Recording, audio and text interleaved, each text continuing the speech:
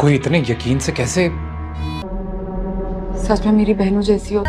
शायद मैं सुना नहीं। मैं अपने कमरे में भी रखा करती थी।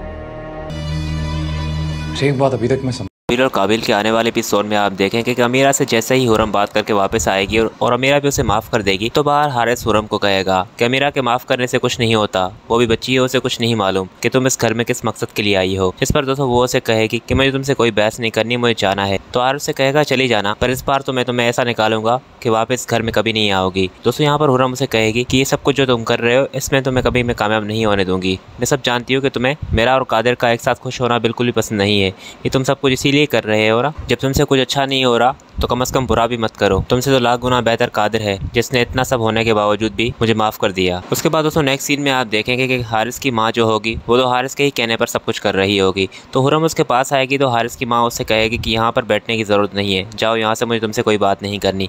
तो वो उसे कहेगी कि आंटी आप मेरी माँओं की तरह हैं, आप मुझे क्यों अपनी बेटी नहीं समझ रही, क्या बेटियों से गलती नहीं होती? तो वो उसे कहेगी कि बेटियों से गलतियाँ होती हैं पर साजिशें नहीं, तुम जो ये सब कुछ कर रही थी इसमें तुम्हारी साजिश थी। तो हुरम कहेगा कि आप गलत समझ रही हैं, क्या आपको ये लगता है कि मैं ये सब कुछ जानबूझ के करूँगी अमीरा के साथ? खैर दोस्तों यहाँ पर कादिर की माँ तो उससे बिल्कुल भी बात नहीं करेगी।